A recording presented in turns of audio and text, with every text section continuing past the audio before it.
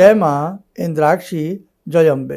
इंद्राक्षी धाम में दर्शकों आप सभी का हम हार्दिक स्वागत करते हैं।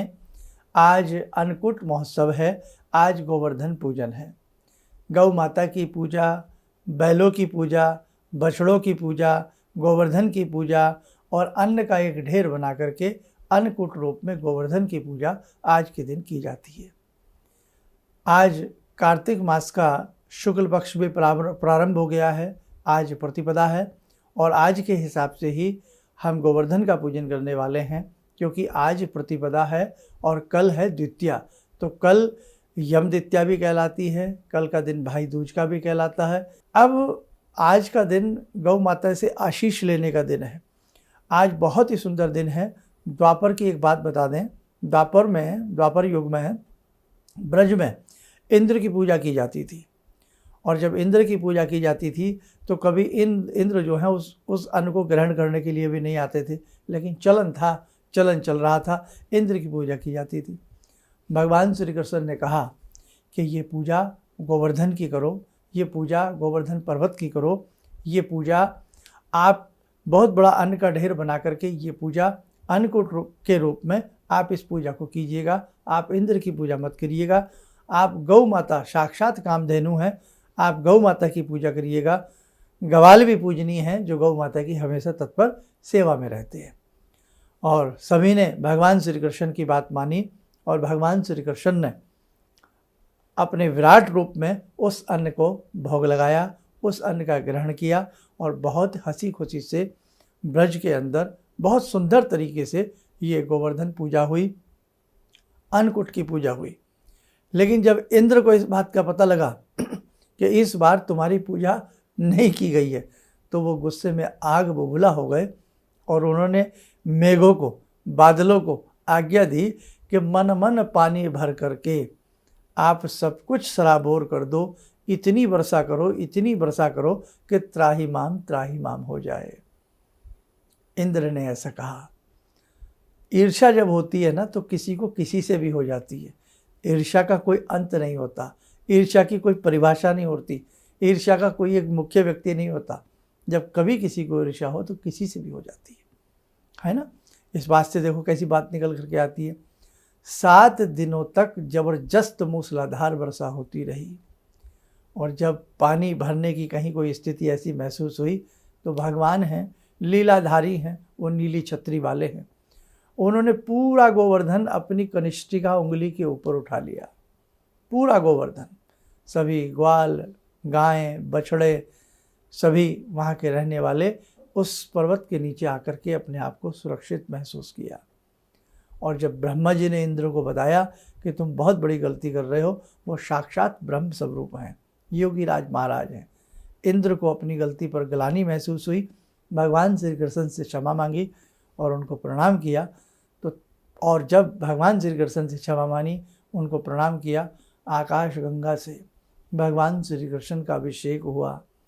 गौ माता ने अपने दुग्ध से भगवान श्री कृष्ण का अभिषेक किया, और आप जानते हैं उसी दिन से भगवान श्री कृष्ण का नाम गोविंद पड़ा। क्या बात है। तो भगवान श्री कृष्ण को उस दिन से गोविंद कहा जाने लगा। गायों की वंदन जो करते हों, गायों के से जो प्रेम करते हों, गायें जिनके प्रेम में हमेशा आतुर रहती हों, उन्हें गोविंद कहा जाता है।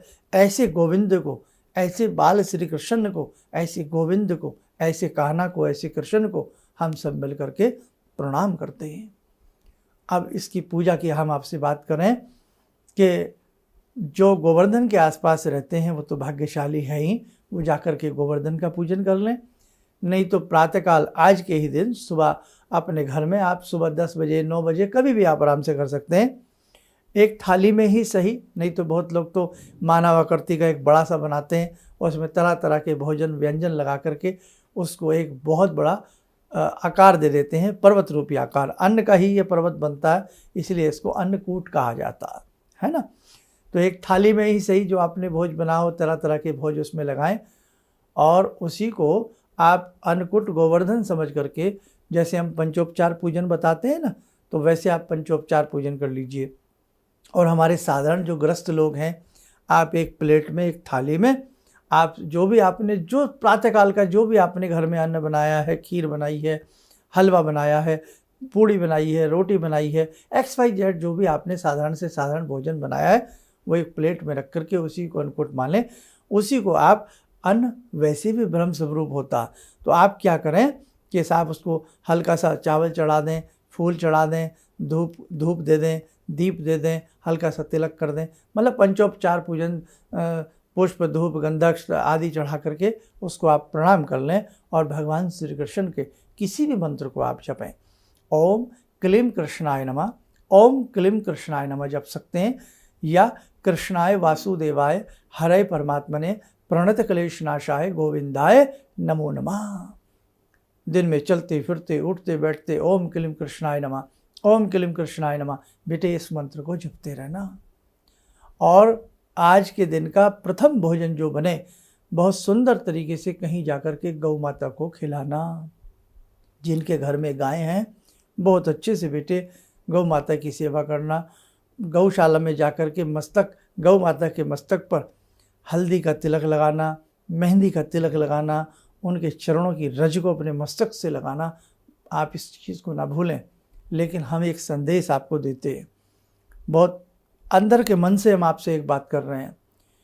मात्र इतना ही नहीं कि आज के दिन हम गाय को गोग्रास दे करके, हम आज के दिन गौ माता की सेवा करके, आज के दिन हम गौशाला के चक्कर लगा करके आ जाएं, मात्र इतने से बात बनेगी नहीं। इतने से बात बनेगी नहीं, ये तो केवल हमारा खाना पूर्ति समझा जाएगा। हमें प्रतिदिन गौ माता की सेवा करनी चाहिए। आज शहरों में देखो कैसे कैसे गौ माता का शोषण हो रहा है। गौ माताएं कूड़ों के ढेर पर खड़ी हैं, कोई सूखी पन्नी खा रही हैं, गंदगियाँ खा रही हैं। हमें शर्म आनी चाहिए। एक तरफ हम गौ माता कहते हैं कि गौ हमारी माता है, और एक तरफ हम आज जैसे कोई भी चीज़ त्योहार पर्व आते हैं उस दिन गौ माता की पूजा कर करके हम बस अपना पल्ला झाड़ लेते हैं कि साहब हो गई गौ माता की भक्ति। तो बेटे ऐसी भक्ति से कामधेनु आपसे प्रसन्न नहीं होंगी। ऐसे एक दिन के गोवर्धन के पूजन करने से गोवर्धन गाय का वर्धन नहीं हो सकता। इसलिए ध्यान रखें, हमें प्रतिदिन गौ माता की पूजा करनी है, हमें प्रतिदिन गौ माता की सेवा करनी है। जितना हमसे बन सके हम स्वयं भी गौ माता के लिए पहल करें। भगवान ने आपको बहुत कुछ दिया है।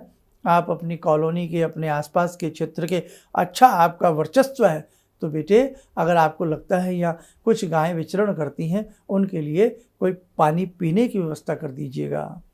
एक ऐसा स्थान कहीं भी बना दीजिए, थोड़ा ऊंचा सा स्थान, वहाँ कोई लोग हरा चारा डाल सकें, कोई कुछ ना कुछ उन्हें खिला पिला सकें। और जितने भी गायें पालन वाले लोग हैं, बहुत ऐसे भी हैं, देखो बेटे हर तरह की दुनिया है, कॉमर्शियल भी हैं कि दूध को बेचा और बाद में गाय को इस हिसाब में नहीं छोड़ा जाता है ना। बछिया हो गई तो हम पाल लेंगे, और बछड़ा हो गया उस बेचारे को भूखा सड़क पर छोड़ देंगे। क्या ऐसे भगवान नंदी की पूजा करने से हमारे नंदी प्रसन्न हो जाएंगे? आज किस प्रकार की मर्मम हत्याएं की जा रही हैं, किस प्रकार से क्या हो रहा है, ये किसी से छिपा नहीं है। इसीलिए बड़े बड़े जलजले आ रहे हैं, बड़े बड़े भूकंप आ रहे हैं, बड़े बड़ी स्थितियां उत्पन्न हो रही हैं, संक्रामक रोग हमें घिरते जा रहे हैं, मन मुटाव हमारे मनों में पैदा होते जा रहे हैं, और सभी के मन में एक मायूसी, एक उदासी उत्पन्न होती जा रही है।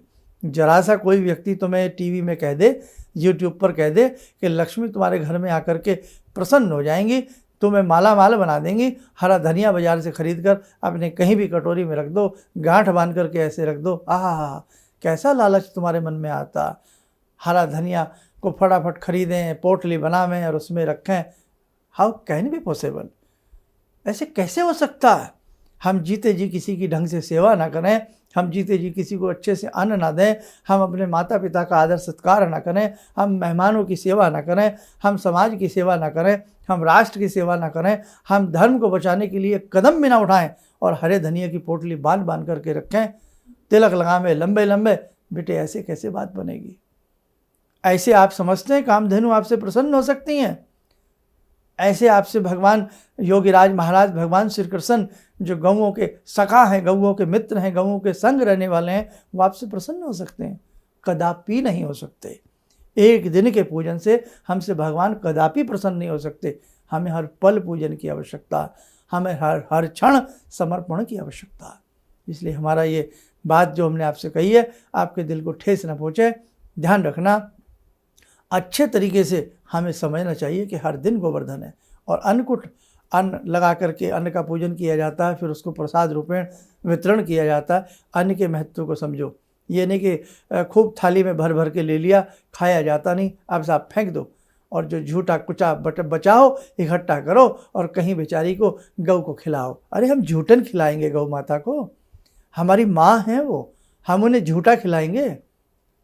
इसलिए बेटे अन्न का सत्कार करो, अन्न का मान करो, अन्न का आदर करो। थोड़ा अन्न खाओ, जितना जरूरत पड़े फिर ले लो।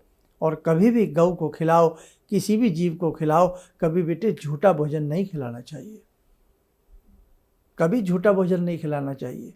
100 जन्मों तक आपको झूठन खाने को मिलती रहेगी। ध्यान रखना हमारी बात ये दिमाग से निकाल दो अब अपने कि साहब वो बेचारे बोल नहीं सकते, वो बेचारे कुछ कह नहीं सकते। घर में लोगों ने कुत्ते पाल रखे हैं, उनके गले में जंजीरें बांधी जाती है, 3-3 दिन उनको खोला नहीं जाता। क्यों पालते हैं आप कुत्ता? किसने कहा आपसे कुत्ता पालने के लिए? हमारे गले में कोई जंजीर बांध के हमें एक कोने में सड़ा दे, तब हमें पता लगेगा। हैं तो बेटे बहुत बहुत अत्याचार हो रहे हैं, बहुत अत्याचार हो रहे हैं, है ना। कभी इन मासूम कुत्तों की आंखों में देखना, कभी मासूम पशुओं की आंखों में देखना, कितनी दया मिलेगी आपको, कितना प्रेम मिलेगा आपको उनसे, हैं। तो इसलिए बेटे प्रेम को समझो। खाली अपने जीवन को सुंदर बनाने के लिए, अपने आप को धन्ना सेठ बनाने के लिए ये टोने टोट के टमके आप करना बंद करिए। इनसे कुछ भी नहीं होने वाला, सिवाय आपको मूर्ख बनाया जा रहा है बेटा, सिवाय आपको मूर्ख बनाया जा रहा है। हाँ, हम तो भैया साहब कहते हैं आपको अच्छा लगे, बेटे आपको बुरा लगे, लेकिन सच कहने से डर कैसा। इसलिए पर्व के रूप में पर्व बनाइए, लेकिन जब पर्व ना हो तब भी सबकी सेवा करिए। चलिए तो आइए समय और चला आज की ध्यान साधना का, जुड़ते हैं योगीराज भगवान श्री कृष्ण से। ओम करारविंदे न पदारविंदम मुखारविंदे विनिवेशयन्तं वटस्य पत्रस्य पुटे शयानं बालामुकुन्दं मनसा स्मरामि, बालामुकुन्दं मनसा स्मरामि। कस्तूरीतिलकं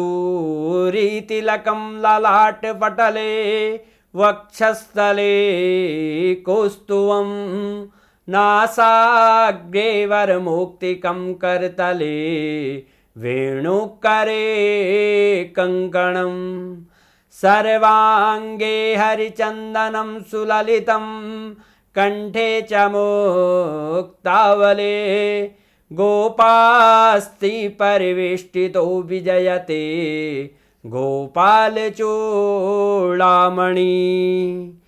शान्ताकारं भुजगशयनं पद्मनाभं सुरेशं विश्वाधारं गगनसदृशं मेघवर्णं शुभांगं लक्ष्मीकान्तं कमलनयनं योगवृद्ध्यानगम्यं वन्दे विष्णुं भवभयहरं सर्वलोकैकनाथं।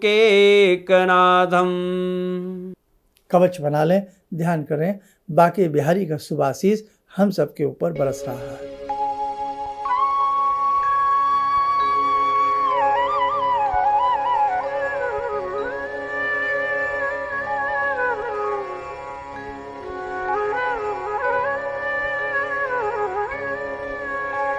ओम बोलते हुए नेत्र खोलें, सामान्य हो जाए। कल ध्यान रखें, कल भ्रात द्वितीया है। कल के दिन जो अपनी बहन के यहाँ जाता है, तिलक कराता है और बहन उसके मस्तक के ऊपर तिलक करती है, तो उस घर में सुख समृद्धि आती है, आयुष्य आता है। लेकिन फिर एक बात कहेंगे, केवल यही ना सोच ले कि कल के दिन ही बहन के घर जाना है, कल के दिन ही बहन तिलक करेगी, कल के दिन ही बहन का मान सम्मान करना है, कल के दिन ही बहन को द्रव्य दक्षिणा देनी है। और बहन भी ये ना सोच लें कि बस आज के दिन भाई को बुलाना है। नहीं साहब नहीं, अब ये कलयुग है और चरम सीमा पे है। अब तो भाई बहन का प्यार सदैव बना रहे, सदैव बहन भाई के संग हंसती खेलती रहे, भाई सदैव बहन की सुख दुख की बात को सुनता रहे और देखता रहे, है ना। तो अब तीज त्यौहार इस रूप में, बल्कि ये वो दिन होते हैं अपने आप को चार्ज करने के दिन होते हैं ये। अब बैटरी चार्ज हो जाती है, हाँ भैया हम तो बहन को भूल ही गए थे, नहीं भैया आज हम कसम खाते साल भर हम बहन को याद रखेंगे, अगले साल फिर आकर के बैटरी चार्ज करा लेंगे। बेटे समझो मैं किस उपमाओं के साथ बात कर रहा हूँ आपसे। इसलिए रिश्तों को बनाना आसान नहीं है आज के समय में, इसीलिए रिश्ते बन जाते हैं, लेकिन रिश्तों को बना करके रखना ये बड़ी बात होती है। ध्यान रखना इन सब बातों का, हैं। तो अच्छे से आज के अपने अन्नकूट के तीज को, त्यौहार को, पर्व को मनाइएगा। जहाँ भी कहीं आपको गौ माता दिखें बेटे प्रणाम करें, और जो भी आपसे गौ स्कूटी पे रहते हैं, गाड़ी चलाते हैं, कुछ भी करते हैं, थोड़ा सा अपनी गाड़ी में स्कूटी में कहीं भी कोई 2-4 बिस्किट के पैकेट रख लिया करो, थोड़ा सा गाय के लिए गुड़ रख लिया करो, कहीं आपको मासूम लावारिस कुत्ते दिखें एक आधा पैकेट उन्हें खिला दिया करो। या जब ही खिलाओगे जब कोई पंडित जी ये कहेंगे तुम्हारे कानों पे तो राहु लटक रहा है, कुत्तों की सेवा करो, है ना। डर के सेवा ना किया करो भैया, सेवा किया करो मन से, है। गाय के लिए गुड़ रख लिया, थोड़ा बहुत गाय को गुड़ खिला दिया, आसपास कहीं हरा चारा मिल रहा है, हरा चारा एक कट्टा भरा गाय को खिला दिया। शर्माते क्यों हो, है कि कोई तुम्हें ये कहेगा तुम पिछड़े लोग हो, तुम अंधविश्वासी लोग हो। क्यों? किसी का पेट भरने में अंधविश्वास हो गया, किसी को गुड़ खिलाने में अंधविश्वास हो गया है। अभी हमें बिल्कुल नहीं डरना है कि लोगों की बातों में नहीं आना। लोग तो पानी को पापा कह रहे हैं, लोगों की बातों में नहीं आना। अच्छे से अपने धर्म को निभाइए, अच्छे से अपने कर्म को करिएगा, भगवान सदैव आपके संग रहेंगे। उस जगदम्बा की कृपा सदैव आपके ऊपर, आपके परिवार के ऊपर, राष्ट्र के ऊपर बनी रहेगी। चलिए आप सब लोग स्वस्थ रहें, सुखी रहें। इन्हीं शुभकामनाओं के साथ हम अपनी वाणी को विराम देते हैं। जय जय अम्बे। गुरु जी से मैं तब से जुड़ा हूँ जब से वो एक चैनल आती थी P7, उसी से मैं जुड़ा हुआ था। और गुरुदेव से हमारी जब मुलाकात हुई तो मैं आश्चर्यचकित रह गया जब उन्होंने हमसे बताया कि आपके साथ ऐसे ऐसे हुई। तो मैं इतना आश्चर्य हो गया कि इन्हें कैसे मालूम, और इतना बढ़िया इन्होंने बताया जिसके वजह से मैं आज तक उनसे प्रभावित हूँ। और इनका बताने का शैली वगैरह इतनी बढ़िया है जो हम अपने क्लास के टीचर से भी उतना बढ़िया नहीं समझ पाते थे। ये हमें बहुत पसंद आई। और दूसरी बात कि इनके साथ जितने भी मैं जुड़ा, जब से जुड़ा रहा, जो भी समस्या आई मैं बहुत ही अच्छा तरह से मेरे सॉल्व होते चले गए। और आज तक मैं उनके आशीर्वाद से मैं बहुत सुखी हूँ। किसी भी समस्या के समाधान के लिए मिले प्रसिद्ध हस्तरेखा एवं वास्तु विशेषज्ञ प्रोफेसर धर्मेंद्र शर्मा जी से। नोट: शिविर में भाग लेने हेतु एवं व्यक्तिगत रूप से मिलने के लिए कॉल करने का समय सुबह 10 बजे से शाम 6 बजे तक। हमारे विभिन्न ज्ञानवर्धक कार्यक्रम देखने के लिए आप हमें अभी सब्सक्राइब करें, बेल आइकन को प्रेस करें ताकि आप देख सकें हमारा कार्यक्रम सबसे पहले। और अधिक जानकारी के लिए फेसबुक पेज को लाइक करना न भूलें।